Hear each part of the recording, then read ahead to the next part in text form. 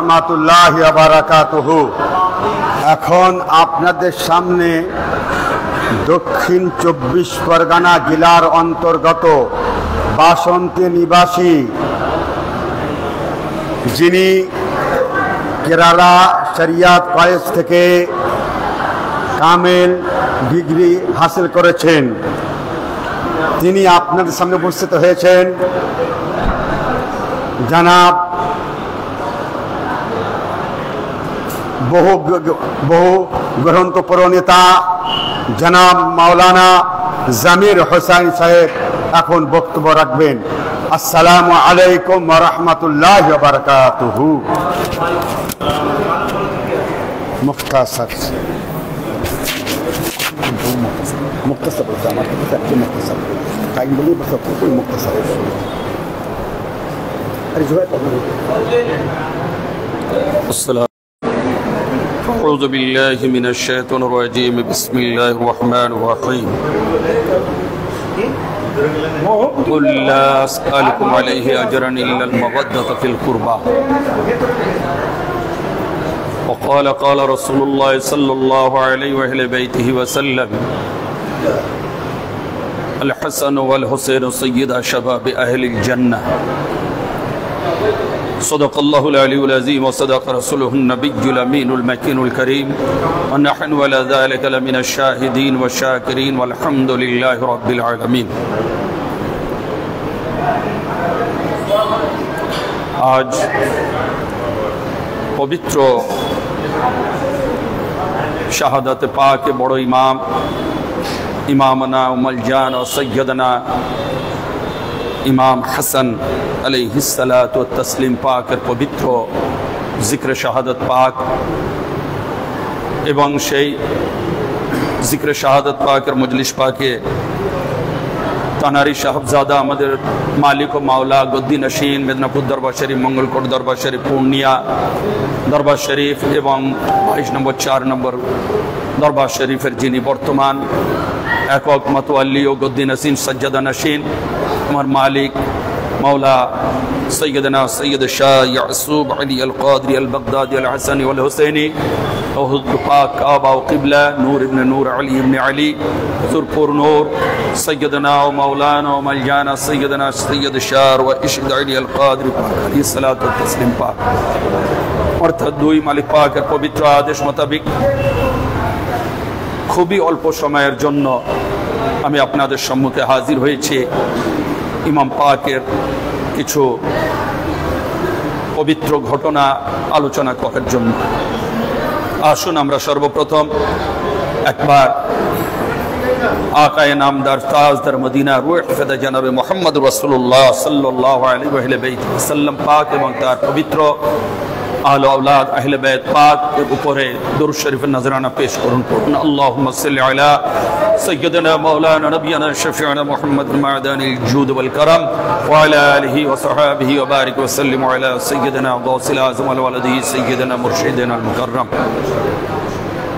आज हजरत बड़ इमाम पाक अलैहिस्सलातु व तस्लीम पाक एवं हजरत छोटी इमाम पाक इमाम हुसैन पाक अलैहिस्सलातु तस्लीम दुई पाक दुई नूर रसूल पाकेर जिगर पारा हजरत खातून क़यामत हजरत फातिमा ज़हरा अलैहिस्सलाम पाकेर नूर नज़र असदुल्लाहिल गालिब मौला अली मुश्किल कुशा पाकेर लख्त जिगर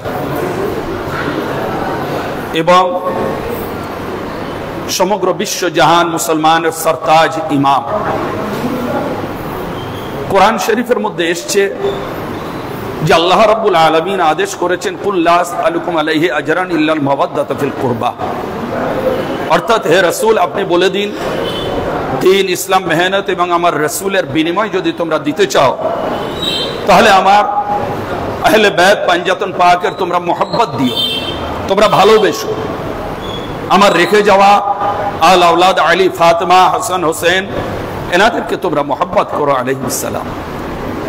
কিন্তু রাসূল পাক সাল্লাল্লাহু আলাইহি ওয়া সাল্লাম পাক দুনিয়া থেকে চলে যাওয়ার 30 বছরের মধ্যেই সম্পূর্ণ এই কোরআন শরীফের হুকুম লঙ্ঘন করা হয় এবং এনাদেরকে খুব কঠিন থেকে কঠিন দুশ্মনের সম্মুখীন করতে হয়। যারা আহলে বাইত পাক, পাঞ্জাতনে পাক এবং দুই ইমাম পাকের বিরুদ্ধাচরণ করেছিল, শত্রুতা পোষণ করেছিল, তারা আর কিন্তু অন্য কোন ধর্মের ধর্মাবলম্বী নয়। তারা না হিন্দু, না খ্রিস্টান, না বৌদ্ধ, না জৈন, তারা ছিল মুসলমান। যখনই হযরত মাওলায়ে কায়নাত পাক গদি থেকে বসলেন, তখন থেকে তাদের শত্রুতা শুরু হয়ে গেল, অর্থাৎ বনি উমাইয়া। আর বনি উমাইয়ার যে নালায়েক সন্তান মাবিয়া সম্পূর্ণভাবে মাওলা মুশকিল কুশা পাকের বিরুদ্ধাচরণ করলো এবং সম্পূর্ণভাবে নেমে পড়লো ওনার বিরুদ্ধে এবং দুশ্মনীতে। হযরত মাওলায়ে কায়নাত পাক যখন হযরত ওসমান গনি রাদিয়াল্লাহু আনহু শহীদ হলেন, মাওলায়ে কায়নাত পাককে সকল আরববাসী গদিতে বসালেন, মেনে নিলেন ওনার একক খেলাফতকে, কিন্তু মানলো না মাবিয়া। হযরত মাওলায়ে কায়নাত পাকের সাথে যুদ্ধে লিপ্ত হলো এবং সিফিন হলো, কিন্তু হযরত রাসূল পাক সাল্লাল্লাহু আলাইহি ওয়াসাল্লাম বলেছেন, আনা হারবুন লিমান হারাবাকুম ওয়া আনা সালমুন লিমান সালামাকুম। এ আলী, তোমাদের সাথে যারা যুদ্ধ করবে আমি তাদের সাথে যুদ্ধ করব, তোমাদের সাথে যারা সন্ধি করবে, ভালোবাসবে, আমি তাদের সাথে ভালোবাসা দেব। কিন্তু তার সত্ত্বেও মাবিয়া চূড়ান্ত পর্যায়ে দুশ্মনীতে নেমে আসে এবং যখন হযরত মাওলায়ে কায়নাত পাক শাহাদত বরণ করলেন, শাহাদত বরণ করার পরে উনি কিন্তু নিজের শাহজাদা পাককে গদিতে বসাননি, বড় ইমাম পাককে গদিতে বসাননি। উনি একটা কথা বলেছিলেন, ওনাকে আপিল করা হলো যে হুজুর আপনি কাউকে বসিয়ে যান গদিতে। উনি বললেন না, আমাদের দয়ার নবী যে মতো আমাদেরকে ছেড়ে গিয়েছেন, উনি যখন কাউকে বসাননি, আমিও কাউকে বসাবো না গদিতে। আমি রাসূল পাকের আমল করব, রাসূল পাক যা করেছেন তাই করব। কিন্তু যোগ্য যিনি, যোগ্যের পরিচয়ে তার পরিচয় সাথে সাথে সমগ্র আরবের মধ্যে মানে কয়েক ঘন্টার মধ্যে 40,000 সাহাবায়ে কেরাম এবং মুসলমানান সকলে এসে হযরত বড় ইমাম পাক আলাইহিসসালাতু ওয়াত তাসলিম পাক, আজ আমরা যার শাহাদাত পাক মানাচ্ছি, তার হাতে বায়াত হয়ে গেলেন এবং হযরত মাওলায়ে কায়নাত পাকের জিগার পারা বড় ইমাম পাক আলাইহিসসালাতু ওয়াত তাসলিম পাক একক সমগ্র মুসলিম না হলেও অর্ধেক এই পৃথিবীর শাসনভার নিজের করতলগত করলেন এবং সকলের ইচ্ছায়। কিন্তু সেই একই সেম কেস মাবিয়া মেনে নিতে পারেনি। যখন দেখল যে হযরত মাওলা বড় ইমাম পাক কে মেনে নিয়েছে হাজার হাজার সমগ্র আরববাসী, বিট্রে করে দিল এবং চ্যালেঞ্জ করলো। ও দামেস্কাস থেকে, শাম থেকে সৈন্য আপনার নিয়ে আসা শুরু করলো। এদিক থেকে বড় ইমাম পাক ও কি করলেন, তিনিও যুদ্ধের প্রস্তুতি নিলেন, আপনার 40,000 ফৌজ নিয়ে চললেন যুদ্ধ। কিন্তু এই মহাভয়ঙ্কর মেঘ সম ফৌজ দেখে মাবা এবং তার যারা হাওয়ালি মাওয়ালি চেলা ছিল সকলে ঘাবড়ে গেল এবং বাধ্য হলো হযরত মাওলা ইমামে হাসান পাকের কাছে এসে সারেন্ডার করতে। তো মাওলা ছিলেন দয়ার সাগর, তিনি কি করলেন, সাথে সাথে বললেন ঠিক আছে, কয়েকটা শর্তে আমি খেলাফত ট্রান্সফার করব এবং যাতে করে সমগ্র মুসলিম জাহানের খুনোখুনিটা বন্ধ হয়ে যায়। আমি চাই না যে এই সাধারণ মানুষের রক্ত প্রবাহিত হোক, রহমতুল লিল আলামিনের টুকরো না, খুব মানে নরম থেকে অতি নরম হযরত মাওলা ছিলেন, খুব দিলের নরম। তো উনি সাথে সাথে বললেন যে লেখা হোক, সর্বপ্রথম শর্ত হচ্ছে এই মাবিয়া মরে গেলে এই খেলাফত ফের নবী খানদানের কাছে চলে আসবে, আমি যদি থাকি হায়াতে আমি খলিফা হব এবং আমি যদি না থাকি আমার ছোট ভাই হযরত মাওলা হোসেন খলিফা হবেন। সর্বপ্রথম শর্ত এইটা। তারপরে শর্ত যে আমাদের তোমার রাজত্বে যে মতো গালাগালি করা হয় আমার আব্বা হুজুরের নামে, পুরো আহলে বাইত পাকের নামে, এটা বন্ধ করতে হবে এবং যাবতীয় যা কিছু আমাদের ওয়াজিফা দেওয়া হতো এগুলো বরকরার এবং রাখতে হবে। মাবিয়াদ এগুলো যে কোনো ভাবে অন্তত ওনার কাছ থেকে খেলাফতটা নেওয়াই আমার লক্ষ্য। তারপরে তো এইবারে কি করলো মাওলা, তিনি কি করলেন, সাথে সাথে যখন সন্ধি চুক্তি হয়ে গেল মাবিয়ার এই খেলাফত মাবিয়ার হাতে যাওয়ার সাথে সাথে খেলাফত আর থাকলো না, এটা বাদশাহীতে পরিণত হয়ে গেল, বাদশাহী। এইবার তাহলে চিন্তা করুন, এত পবিত্র জিনিস খেলাফত, সেই খেলাফত যখন ট্রান্সফার হলো মাবিয়ার কাছে, সে খেলাফত আর থাকলো না, পবিত্রতা আর থাকলো না, নষ্ট হয়ে গেল সেই জিনিসটার হয়সিয়াত এবং তার মূল্য, সাথে সাথে সেটা বাদশাহীতে পরিণত হয়ে গেল। এবং ওই মাবিয়া এবারে কি করলো, সম্পূর্ণ হযরত মাওলা শর্তের বিরুদ্ধে চলে গেল।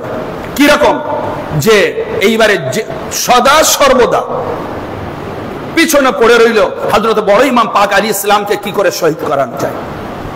এবং হযরত বড় ইমাম পাক আলাইহিস সালাতু ওয়াস তাসলিম পাক, ওনার ছোট্ট একটু আমি জীবনী আলোচনা করি সংক্ষেপে, যে 3রা রমজান, বহু কিতাবে বহু এসেছে, তো 3রা রমজান শরীফ হুজুরের পবিত্র বেলাদাত শরীফ। এবং যখন উনি বেলাদাত নিলেন, কিছুক্ষণের মধ্যে দয়ার নবী পাক শুনতে পেয়ে ছুটে গেলেন, বললেন আমার শাহজাদা আমাকে দেখাও। তো কুসুম রঙের কাপড় পরিহিত করিয়ে ওই নুরানি শাহজাদা পাককে কোলে দেওয়া হলো। সাথে সাথে দয়ার নবী বললেন যে না, সাদা কাপড়ে আমার শাহজাদাকে লেপটাও, সুন্দরভাবে আমার কোলে দাও। ওই কুসুম রঙের কাপড় চেঞ্জ করে সুন্দর সাদা কাপড়ে ওনার হাতে ফুল সম তুলে দেওয়া হলো। তো হযরত মাওলা ইমামে হাসান পাক, ইমামে হোসেন পাক আলাইহিস সালাম সদা সর্বদা সব সময়ের জন্য রাসূল পাক সাল্লাল্লাহু আলাইহি ওয়াসাল্লাম পাকের কাছে সব সময়ের জন্য থাকতেন, খেলাধুলা করতেন, সদা সর্বদা খেলাধুলা করতেন। ইমাম পাকের নিয়ে আল্লাহ নবী পাক বুকে জড়াতেন, চুমু খেতেন, সবকিছু করতেন। কিন্তু এনাদের হাইসিয়ত মর্যাদা দেখুন।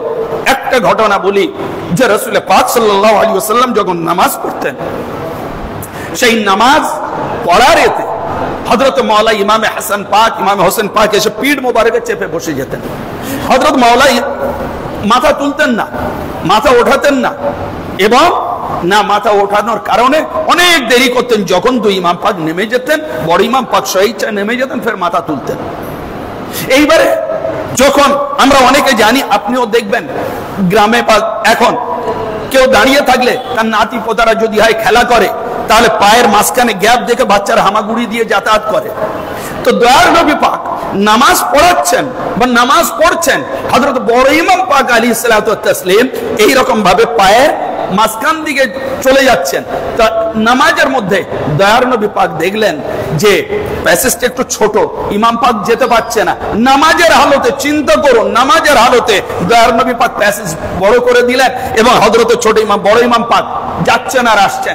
চিন্তা করুন, এটা নামাজ হচ্ছে না ইমাম পাকের সাথে খেলা হচ্ছে? নামাজ রাসূল পাকের নামাজ, চিন্তা করুন, এর নামাজ না রাসূল পাক খেলা করছেন নামাজের মধ্যে ইমাম পাকের সাথে। কখনো সেজদা ওনার জন্য লম্বা হয়ে যাচ্ছে, কখনো রুকু লম্বা হয়ে যাচ্ছে, কখনো নামাজ ছোট ইমাম বড় ইমাম পাক যাতে করে সুন্দরভাবে যেতে পারেন হামাগুড়ো দিয়ে ফাঁক করে দিচ্ছেন। তাহলে আজ এই কিছু মূল্যবান কথা বলার জন্য আমার মালিক পাকের যে আদেশ হয়েছে, সেই আদেশ অনুযায়ী আমি সংক্ষিপ্ত একটা ঘটনা হুজুর পাকের আদেশ মোতাবেক মাথা কদমে রেখে আমি বলবো যে হযরত বড় ইমাম পাক উনি এত দয়ালু ছিলেন যে ওনার দয়ার কোনো সীমা হয় না, দয়ার কোনো সীমা হয় না। হযরত বড় ইমাম পাকের যে দয়া, তো হযরত বড় ইমাম পাক একটার পর একটা যদি ঘটনা বলি খুব দীর্ঘ হয়ে যাবে, হাফেজ সাহেব ও বললেন খুব সংক্ষেপে। তো বড় ইমাম পাক ওনার মর্যাদা, যে একদিন কেউ এসে বললেন হুজুর, উনি কত সখী ছিলেন, বললেন হুজুর কিছু আমার অর্থের প্রয়োজন, আমি অভাবগ্রস্ত। একবার দ্বিতীয়বার আর জিজ্ঞাসা করলেন না যে কি কি ব্যাপার, কি করবে। সাথে সাথে 50,000 টাকার থলে দিরহাম স্বর্ণ মুদ্রা ছিল, সাথে সাথে বললেন যাও, এটা তোমাকে আমি দিয়ে দিলাম, নিয়ে যাও। উনি বললেন হুজুর আমি কি করে নিয়ে যাব, এত ভার? বলে আচ্ছা দাঁড়াও। একজন কুলিকে ডাকলেন। এইবারে কুলিকে ডাকার নিয়ে যাওয়া মানে তার মজুরি দেওয়া, ফিস দেওয়া।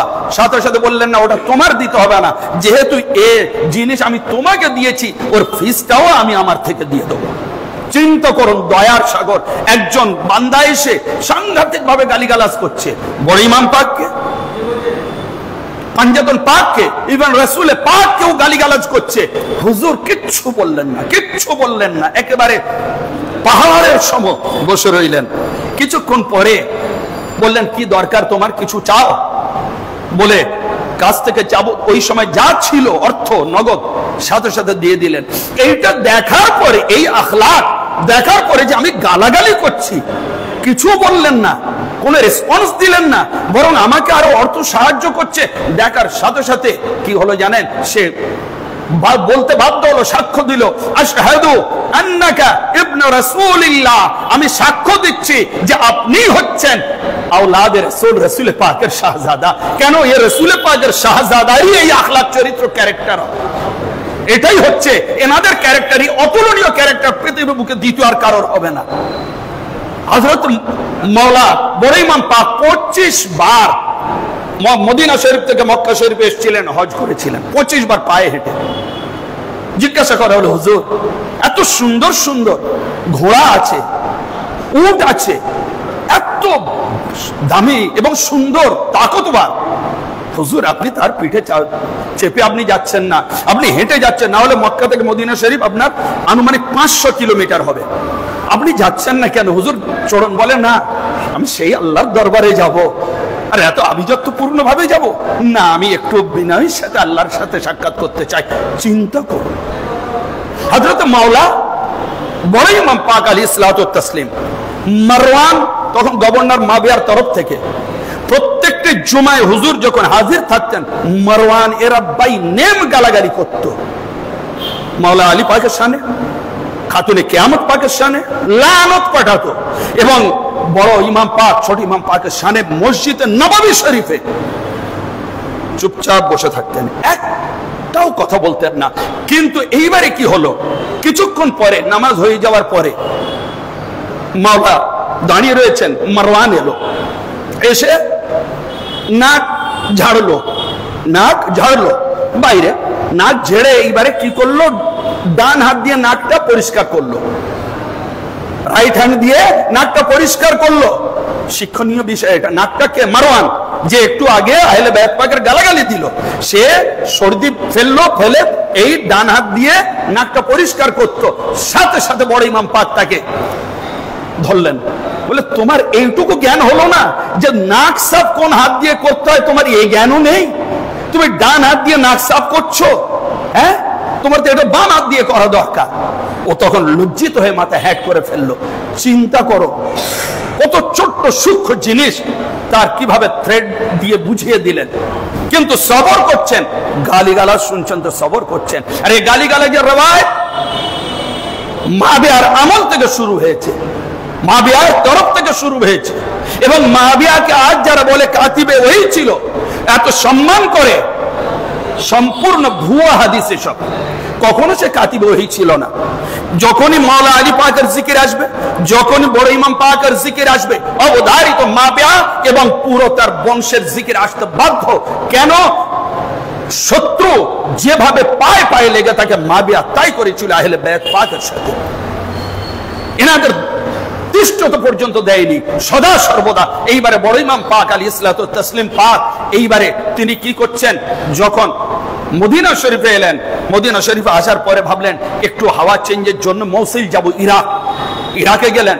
ইরাকে যাওয়ার পরে ওখানে যার বাড়িতে রইলেন, উনি হচ্ছেন মাওলার অতি প্রেমিক লোক, কিন্তু মাবিয়া তার মাধ্যমে মাওলাকে 3 বার বিষ দেওয়ালো, 3 টাইমস। চতুর্থবার যখন বিষ দেওয়ালো, দিতে যাবে কি তার আগে ধরা পড়ে গিয়েছে। এইবারে মাওলা কে বলছেন, হুজুর আপনি অনুমতি দেন, ওর গর্দান উড়িয়ে দিই। ওনার আশেকরা চিন্তা করো, বলছেন না খবরদার ওটা করো না, আমি ওর বাড়িতে আছি। চিন্তা করুন, এগুলো কি ভাবা যায়? এত দয়ার সাগর, বলে এটা খারাপ ভাববে, ও আমরা মেহমান, ওকে কিছু বলো না। কিন্তু যারা আশেক তারা এবারে কি করলো, কিছুদিন পরে তার গর্দান উড়িয়ে দিল। তো মাওলা এইভাবে সহ্য করলেন। এইবারে একজন যখন চলছেন, রাস্তা দিয়ে চলছেন, মাওলা একজন এসে এত জোর তরবারি মারলো, মাওলা ঠিক রান কেটে হাড়ে চলে গেল সেই তরবারি। হুজুর সহ্য করে নিলেন, কিছু বললেন না, সে দৌড়ে পালিয়ে চলে গেল। ডাক্তার এলো, ডাক্তার এসে বলছে, হুজুর ভয়ঙ্কর বিষ দিয়ে ডুবিয়ে রাখা তরবারির আঘাত করা হয়েছে। কিন্তু তখনকার সেই শল্য চিকিৎসা ছিল সেটা ছিল খুবই হাই লেভেলের, সাথে সাথে সমগ্র বডির ব্লাডটাকে শোধন করা হলো এবং হুজুর কি করলেন, সেবা পেয়ে গেলেন। বারবার ওনাকে হিট করা হয়েছে, একবারও কিন্তু উনি উত্তর দেননি। ধৈর্য দেখুন, সবর দেখুন। এইবারে কি হলো, এইবারে মাবিয়া দেখছে বারবার আমি হেরে যাচ্ছি, আর যতক্ষণ বড় ইমাম পাক থাকবেন ততক্ষণ আমি আমার কার্যসিদ্ধি করতে পারবো না। আমি সারা অল ওভার মুসলিম কান্ট্রির আমি একক বাদশাহ হতে পারবো না। কেন? পথের কাঁটা, আমি মরে গেলেই তো উনি খলিফা হবেন, তাহলে আমরা কি করে আরো হব? আমি চাই না যে কয়েক বছরের জন্য হই, তারপর ফের খেলাফতটা নবী খানদানে চলে যাক। এইভাবে ওরা যেহেতু এই দুশ্মনীটা আপনার চলে আসছে, এমন সময় বড় ইমাম পাক আলাইহিস সালাতু ওয়াত তাসলিম পাকের সুচারুরূপে যাতে করে এইবারে কখনো 20টা মিস্টেক না হয়, যখন ওদিকে 3 বার দেওয়া হলো, তারপরে আরো 2 বার দেওয়া হলো, বারবার হুজুর শেফা পেয়ে গেলেন। বারবার মদিনা শরীফে গেলেন, রওজা শরীফে কান্নাকাটি করলেন, দোয়া করলেন, নানা যান বড় অসুস্থ, একটু দয়া করেন। সাথে সাথে কিন্তু এইবারে কি দেওয়া হলো, হুজুর আরাম ফরমাচ্ছেন, এমন সময় সেই যে পানির পাত্র সেটা পুরো সিল করা ছিল এবং তার মধ্যে দেওয়া হচ্ছে আলমাস, পারা, এত ভয়ঙ্কর বিষ। সেই বিষটা নিয়ে গিয়ে আপনার সিল কিন্তু ভাঙেনি, পুরো পানিতে দেয়নি, ওটা ওই সিলের ওপরেই রেখে দিয়েছে। আস্তে আস্তে ওইটা শোধন হয়ে হয়ে গলে গলে আপনার পানিতে চলে গেল। হুজুর মাওলা কি করলেন, পানি রাত্রেবেলা চাইলেন, ওনার স্ত্রী জাদা বিন আশআশ হুজুরকে পানি দিলেন। পানি খাওয়ার সাথে সাথে, পান করার সাথে সাথে হুজুর বললেন, হায় আমি একই পান করলাম, গলার এখান থেকে কেটে টুকরো টুকরো হয়ে চলে যাচ্ছে মধ্যে। চিন্তা করতে পারবেন না যে কি পরিস্থিতি, হুজুর ছটফট করছেন যে জাদা একই বিষ মিশ্রিত পানি, এতদিন আমি যা বিষ আমাকে দেওয়া হয়েছিল এ তার থেকে আলাদা ধরনের, এ তো ভয়ঙ্কর বিষ। হুজুর ছটফট করছেন, বললেন যাও আমার ছোট ভাইকে ডেকে নিয়ে এসো। মাওলা ইমামে হোসেন পাক ছুটে এলেন, ছুটে এসে জড়িয়ে ধরলেন, ভাই কি হয়েছে? জানের টুকরো 2 ভাই, নূরে নজর রসুল পাক, 2 ভাই রসুল পাকের। এমন হাদিস শরীফের মধ্যে এসছে, বড় ইমাম পাক আলাইহিস সালাতু ওয়াত তাসলিম মাথা থেকে নিয়ে বুক সিনা অবধি হুবহু রসুল পাকের মতো, আর সিনা থেকে নিয়ে পায়ের নখ অবধি ছোট ইমাম পাক হুবহু রসুল পাকের মতো। 2 ইমাম পাককে যদি এক জায়গায় দাঁড় করিয়ে দেওয়া হয়, 2 ইমাম পাকের শরীর মিলে পূর্ণাঙ্গ রসুল পাকের আকৃতি দেখা যায়। সেই জন্য কোন কবি, কোন বুজুর্গ কত সুন্দর বলেছেন, আমরা জানি রসুল পাক ছিলেন নূর, ওনার ছায়া ছিল না, রসুল পাকের ছায়া ছিল না, কিন্তু বুজুর্গানের দিনরা বলেছেন হ্যাঁ রসুল পাকের ছায়া ছিল, রসুল পাকের ছায়া ছিল। তখন বলছেন রসুল পাকের ছায়া আমাদের মতো এরকম কালো ছায়া ছিল না, রসুল পাকের নূর, ওনার নূরি ছায়া ছিল। সেই নূরি ছায়ার নাম হচ্ছে হযরত ইমামে হাসান, ইমামে হোসেন পাক। ওই 2 শাহজাদা মিলে রসুল পাকের ছায়া, নূরি ছায়া। এইবারে কি হলো, হযরত বললেন, ছুটে এলেন, এমন সময় বললেন, ভাইজান কে আপনাকে বিষ দিয়েছে বলুন। বলেন না, তবুও বলছেন না, না তোমরা কি করবে, তাকে মারবে না, যদি ভুল হয়ে যায় অন্যজন আমার জন্য নিরীহ মানুষ মারা যাবে, যদি সে হয় তাহলে আল্লাহ তার বিচার করবে, নিরীহ মানুষকে মারার কোনো দরকার নেই। চিন্তা করুন, ধৈর্য, সবর। আল্লাহ বলেছেন ইন্নাল্লাহা মা'আস সাবিরিন। প্রত্যেকটা জিনিস বড় ইমাম পাকের আমাদের সবক, আমাদের বোঝার জিনিস আছে। তো এইবারে কি হলো, হযরত বড় ইমাম পাক দেখছেন, বলছেন আমার চেহারার রং কেমন হচ্ছে, আস্তে আস্তে দেখা যাচ্ছে যে সবুজ কালার চলে এসছে। তখন ছোট ভাই মাওলা ইমামে হোসেন পাককে জড়িয়ে ধরে বলছেন, ভাই সেই হাদিসে মেরাজ সত্য প্রমাণিত হচ্ছে। সকলে বলছে হুজুর হাদিসে মেরাজ কোনটে, এতদিন কেউ শোনেনি মেরাজ শরীফের কি হাদিস ছিল। এমন সময় বলছেন হাদিসে মেরাজ, আমার নানা জান মেরাজ শরীফে গিয়েছিলেন, ওখানে দেখলেন জান্নাতের মধ্যে 2টো মহা মূল্যবান অট্টালিকা আল্লাহ তৈরি করে রেখেছেন, একটা হচ্ছে সবুজ কালারের আর একটা হচ্ছে লাল কালারের, একটা সবুজ মহল একটা লাল মহল। তা আমি রাসূল জিজ্ঞাসা করলাম ফেরেশতাদেরকে, ফেরেশতা এই 2 কালার, এই 2 মহল কার, কি জন্য, আর কালার এরকম কেন? তখন তারা মানে খুব দুঃখে বিচলিত কণ্ঠে আর বলতে পারলো না ফেরেশতারা। হযরত জিবরাইল বললেন, হুজুর ওরা খুব মানে ব্যথায় বেদনা দায়ক হয়ে ওরা বলতে পারছে না। আমি বলছি ওই দুটো বিল্ডিং, দুটো মহলের ঘটনাটা কি? ওই দুটো মহল হচ্ছে দুই ইমাম পাকের জন্য বড় ইমাম পাক বিষ পান করে সবুজ আকার ধারণ হয়ে যাবে ওনার রং। সেই জন্য আল্লাহ রাব্বুল আলামিন ওনার যে মহল, যে অট্টালিকা জান্নাতের মধ্যে তৈরি করেছেন, ওর রংটা আল্লাহ পাক সবুজ করে দিয়েছেন। আর ছোট ইমাম পাক কারবালার বুকে উনি হবেন লাল, রক্তে রক্তিম হয়ে যাবেন, শাহাদাত বরণ করবেন তলোয়ারের নিচে। সেই জন্য আল্লাহ রাব্বুল আলামিন ওনার যে অট্টালিকা জান্নাতের মধ্যে লাল করে দিয়েছেন। চিন্তা করুন। তখন বলছেন ভাই এই হচ্ছে আমার আজ সমাপ্তি দিন, এই হচ্ছে আমার হাদিসে রাসূল পাকের পবিত্রতা এবং সত্য প্রমাণ হচ্ছে। এমন সময় হযরতে মাওলা ইমাম হোসেন পাক কি করলেন? ওই পানিটা খেতে যাচ্ছেন, দেখি বলে খবরদার ভাই, জড়িয়ে ধরলেন ওই অবস্থায়, ভাই একদম না, টাচ করো না বলে বড় ইমাম পাক কি করলেন? হাত দিয়ে ঝটকা মারলেন যাতে করে পানিটা পড়ে যায়। পড়ে গেল। পড়ে যাবার পরে মেঝে সেই বিষ পানি, যেমন অ্যাসিড আপনি কোন জায়গায় দেবেন সেই জায়গাটা জ্বালিয়ে একদম সাদা করে দেবে, সেম এইরকম এইবারে কি হলো? ওই বিষ যেখানে যেখানে পানি যাচ্ছে, জমিন সেই জায়গা ফেটে ফেটে যাচ্ছে। এই দেখে সকলে অবাক। আর এইবারে হযরতে বড় ইমাম পাকের অবস্থা আরো সঙ্গীন হয়ে আসছে, শেষ স্টেজের দিকে চলে যাচ্ছেন। 70টা বমির সাথে টুকরো কলজে কেটে উঠেছিল, 70টা। কিতাবে আছে, কিতাব নিয়ে কথা বলছে, 70টা বমির সাথে কলজে কেটে কেটে উঠেছিল। চিন্তা করতে পারছেন যে রাসূলের উপরে কোরআন নাজিল হয়েছে, সেই কোরআনে বলা আছে আমার নবীর আহলে বায়ত তোমরা ভালোবাসো। এই ভালোবাসার পরিণাম এই মুসলমান ভালোবাসা দিচ্ছে আমার রাসূল পাকের। আজ যারা মাবিয়ার নামে নারা লাগায়, সেই মাবিয়া গোষ্ঠী এই ভালোবাসা দিয়েছে রাসূল পাকের। এটা কোন মুসলমান, কোন মুমিন তো দূরের কথা, কোন অন্য ধর্মের মানুষ এত কঠিন কাজ করতে পারে না।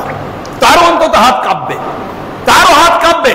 আর আজ মাওলা ইমামে হাসান রাসূল পাকের বেসাল শরীফের মাত্র 30 বছর হয়েছে। এইভাবে ওনার পবিত্র বংশ খানদানটাকে মিসমার করে দেওয়া শুরু হয়ে গেল।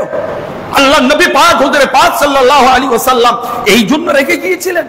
আল্লাহ পাক বললেন এদেরকে ভালোবাসা দিও। তা মাবিয়া সেই ভালোবাসার এই বিনিময় যে বিষ দিয়ে কিতাবের মধ্যে আছে, মোল্লা জামি রাহমাতুল্লাহ আলাইহি তিনি বলেছেন যে বিখ্যাত এটাই সত্য যে প্রচার মাবিয়া ওই বিষ পাঠিয়ে দিয়েছিল এবং জাদা বিন আশাস ওনার স্ত্রীর মাধ্যমে বিষটা দেওয়া হয়েছিল।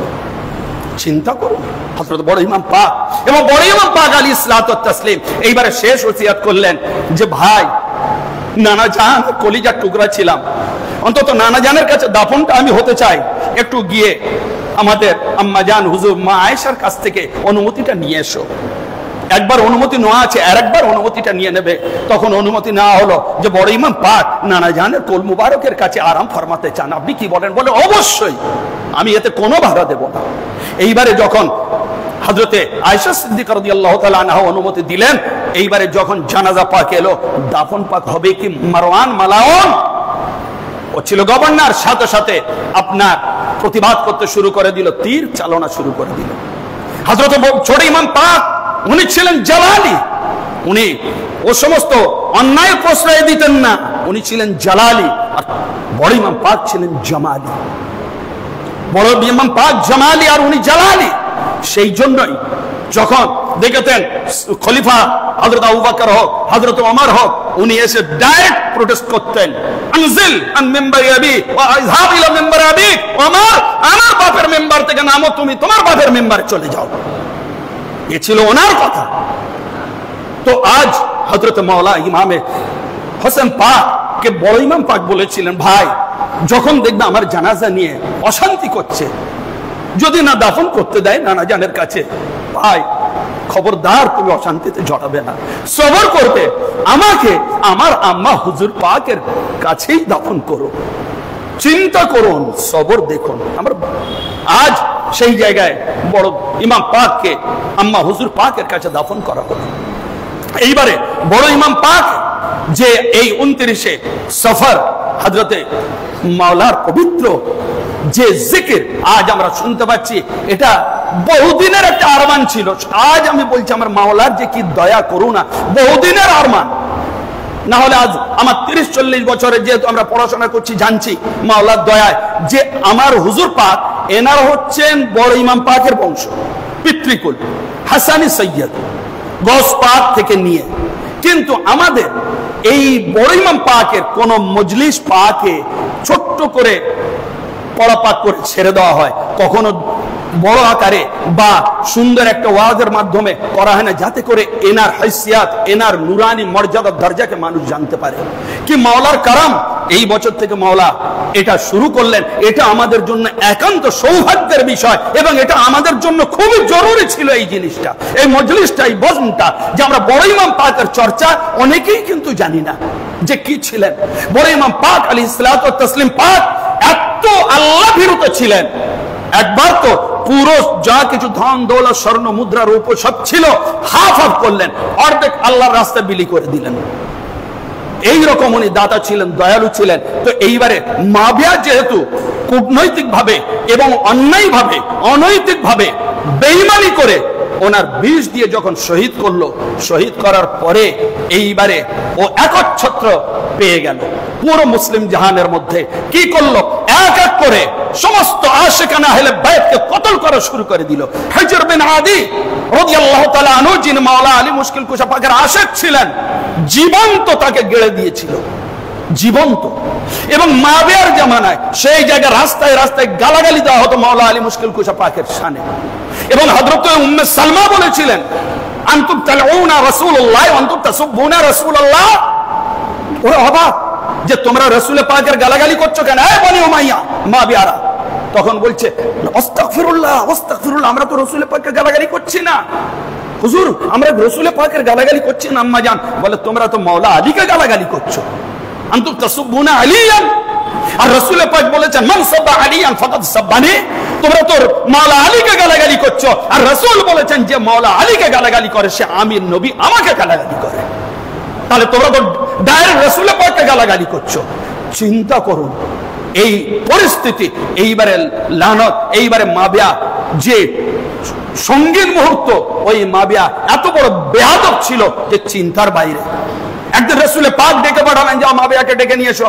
আব্দুল্লাহ ইবনে আব্বাস রাদিয়াল্লাহু তাআলা এবং সালমান নদভী, যিনি এখন দেওবন্দের মানে গ্রেটেস্ট একজন জবরদস্ত স্কলার, ইন্টারন্যাশনাল স্কলার, উনি সমস্ত দেওবন্দের মধ্যে সব থেকে বড় আলেম বর্তমান আপনার সালমান নদভী। উনি এখন বলতে বাধ্য হয়েছেন, অনেকদিন ধরে বলছেন পুরো মাবিয়াকে মানে তার সমস্ত চক্রান্ত, সমস্ত তার যে মুখোশ সমস্ত উনি খুলে দিচ্ছেন। আমাদের নন উনি, কিন্তু উনি একজন শিক্ষিত মানুষ, উনি বুঝেছেন, বুঝে এখন উনি বলতে বাধ্য হয়েছেন। এখন ওনার জবাব আর কেউ দিতে পারছে না। তো এইবারে কি হলো, মাবিয়া এইবারে কি করলো, মাবিয়া আল্লাহ নবী ডাকতে পাঠালেন, যাও মাবিয়াকে ডেকে নিয়ে এসো। হযরত আব্দুল্লাহ ইবনে আব্বাস গেলেন, মাবিয়া হুজুর ডাকছেন। আচ্ছা ঠিক আছে, আমি এখন খানা খাচ্ছি, আমি খানা খাচ্ছি, খেয়ে যাচ্ছি। এই খানা খেতে আর কতক্ষণ লাগে? আর হুজুর যেখানে ডেকেছেন 10 মিনিট 20 মিনিট লাগুক, হুজুর 10-20 মিনিট ওয়েট করলেন। করার পর ফের বললেন কই এলো না তো, ডাকো। ফের ডাকা হলো, ফের গিয়ে দেখছেন খাচ্ছেন। বলে আমি খাচ্ছি, খেয়ে যাচ্ছি। হুজুর তো দয়ার সাগর রহমতুল্লিল আলামিন। আচ্ছা সবর করলেন, ঠিক আছে আসুক। এখনো আসেনি, আসুক। তৃতীয়বার ফের পাঠালেন ডেকে নিয়ে এসো। তখনও গিয়ে দেখছে খাচ্ছে, খেয়েই চলেছে, এলো না। এটাই হচ্ছে সহিহ হাদিস। এবং এই হাদিসটা বলার কারণে সিয়াসিত্তার একজন ইমাম, ওনার নাম হচ্ছে ইমাম নাসাই, ওনাকে শহীদ করে দেওয়া হয়েছিল এই হাদিসটা বলার কারণে। তখন কি হলো, আল্লাহ নবীর কাছে যখন 3 বার ডেকেও মাবিয়া হাজির হলো না, আল্লাহ নবী পাক বললেন মা আশবাউল্লাহু বাতনাহু, আল্লাহ ওর কখনো পেট ভরাবে না। তা কিতাবের মধ্যে এসেছে মাবিয়ার লাইফ হিস্ট্রি, যে ও দিনে 20 বার খেত তবু ওর পেট ভরতো না। ও এমন মোটা হয়ে গিয়েছিল হাতির মতো যে দাঁড়িয়ে আর খুতবা দিতে পারতো না, মেম্বারে বসে বসে খুতবা দিত, এরকম ভুঁড়ি হয়ে গিয়েছিল। চিন্তা করুন, আল্লাহ নবীর বদদুয়া। আর এই জন্যই হযরত ইমাম নাসাইকে মাবিয়া পন্থীরা শহীদ করে। মাবিয়া আরো কাকে মেরেছিল, হযরতে আবু বকর রাদিয়াল্লাহু আনহুর পুত্র মুহাম্মদকে। অবাক হয়ে যায় যে মুহাম্মদকে কি করলো? মেরে গাধার চামড়ার মধ্যে দিয়ে জ্বালিয়ে দেওয়া হয়েছিল। চিন্তা করা যায় না মুসলমান, একজন মুসলমান। এখন আমরা যদি আমাদের সাথে অন্য যারা করছে অন্য ধর্মের, আমরা খুব ব্যথিত হচ্ছি আমরা, কিন্তু সে ওই অন্যায় করেছিল। তো এইবারে মাওলা আমাদের আজকের যে আমরা সত্য মিথ্যা বুঝতে হবে, আহলে বাইত পাকের দামান, আমাদের মাওলা পাকের দামান, আমাদের বর্তমান হুজুর পাকের দামান, আমাদের দুই ইমাম পাক ও পঞ্জাতন পাক, আমাদের মাথার পুকুর, আমাদের সদা সর্বদা সেই কদম পাকে হাজির হয়ে আমাদের ওনাদের অনুগত অনুচর হয়ে থাকতে হবে। আর মাবিয়া নামক নরপিশাচ আজও যারা আছে, মাবিয়া ইয়াজিদের দল, সেই সমস্ত মানুষদের থেকে আমাদের হেফাজতে থাকতে হবে। আমাদের সকলকে নিজেদের হেফাজত করতে হবে, আমাদের ইমানটা হেফাজত করতে হবে। আল্লাহ আমাদের সেই তৌফিক দান করুন। আল্লাহ যেন আমাদের সেই মাওলার দরবারে একাকিত্ব ভাবে আমাদের বংশ পরম্পরা আমরা এই 4 নম্বর দরবার শরীফের গোলাম হয়ে যেতে পারি, থাকতে পারি। বংশ পরম্পরা আমাদের মাওলা কবুল করে নেন, আমিন। ওয়া আখির দাওয়ানা আলহামদুলিল্লাহি রাব্বিল আলামিন। আসসালামু